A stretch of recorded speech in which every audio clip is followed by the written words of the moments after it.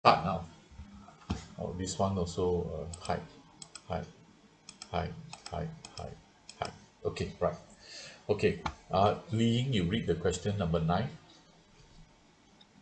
In the above diagram, the straight line y equal to 1 over the x is a tangent to the curve y squared equal to x minus 2. At the point 3, 1, find the volume generated when the shaded region is revolved through 360 degrees about the x-axis. Okay, right. So again, we have two lines. One is a straight line and another one is the curve. But this time, the straight line is actually tangent, they say tangent to the curve. But it actually is not tangent to the curve. You can see that it intersects the curve at 2 points. So anyway, it is not wrong if they ask us just to find this area, right? So not wrong. Okay, so let's say this. Oh, okay, right. So now they want us to find this area. This area is rotated about the x-axis. This area here, which I color orange lines. I use orange line to color the shaded area. Now this shaded area is between, is under the straight line. So when I integrate, I cannot integrate until the curve only. I have to integrate from the straight line until the x-axis. That means when I use the integration, it will cover this area also, right? So what to do? Ah, okay. So now when I color it, it becomes clearer. Now, this part, this part area under the straight line, when I rotate it 360 degrees about the x-axis, it will form a cone. It will form a cone, right? One more time, the straight line from 0 until 3. From 0 until 3, this yellow color under the straight line. When I rotate it 360 degrees about the x-axis, it will become a cone. Okay, right.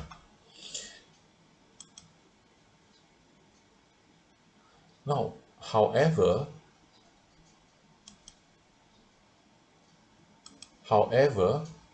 if you look over this side, on the left hand, on the right hand side, okay, there is one part which I color green color.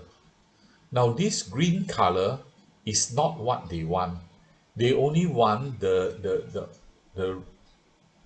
orange color line. Okay, so the green color plus this orange lines, you will form this cone here. You will form this cone here. So what do you think we should do if we want to find only the area shaded by the lines? What do you think we must do?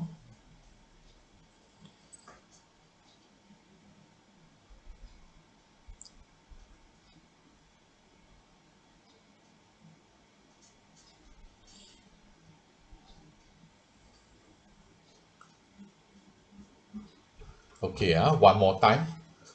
Uh, we want the shaded lines. We want the shaded lines. But the yellow color gives us both the orange line and also this empty part here. So this empty part, I shade it green color. And this green color is not required by the question. The part that is required by the question is the one that is shaded like that with the lines one. So in order to get the volume generated by these shaded lines, I have to use the volume of this cone here, the straight line from a cone, subtract the volume of this green part here. It's just like a cone. I use my hand, I dig out one part. The part that I dig out is the green color here. And I dig out the green color, I throw it away. I don't want the green color part. But this green color part, you can find by integrating this curve. By integrating the curve, right? By integrating the curve, this green part.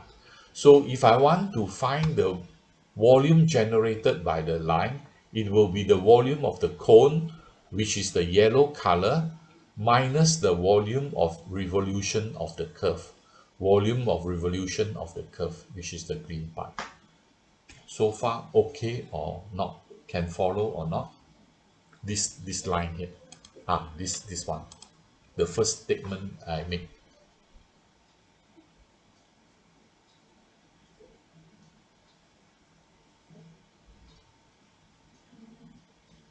Okay, so far? Okay, right? So one Okay, more time. teacher. Okay, one more time. The volume generated by the shaded part, that means the line one, the line, is the volume of the cone, which is the yellow color, the cone, minus the volume of revolution, which is the green color. So yellow color minus green color will give you the shaded part. Okay, next part. The required volume is volume of the cone, 1/3 by r square h. Now, where is the 1/3 by r square h? Okay, I will draw. Right? I will draw. Okay, now this is the h. This is the height of the cone. How much is the height of the cone? Can you tell me? 3. 3. Okay, this is the height of the cone. How much is the radius of the cone? How much is the radius of the cone? You read the coordinate. 1. Yes, the radius is 1.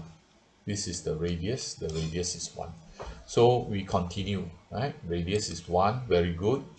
So pi r square h is pi 1 square, and the h is 3. This is the volume of the yellow cone. Then the green part here, we have to integrate the curve by y square dx. So if you look at the equation there, y square is already given to you, y square is x minus 2. Can you see the y square is x minus 2 inside the diagram there? Yes. So y square is x minus 2. Do I need to square this thing again? X minus 2 I square again. Need or not?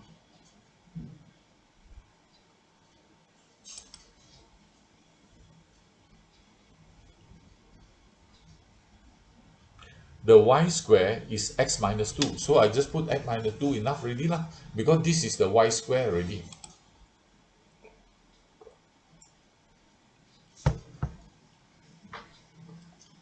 So Understand, teacher. understand, because the y square is x over 2 already. So I put y. Next one. So this thing, when you simplify the cone, it becomes pi.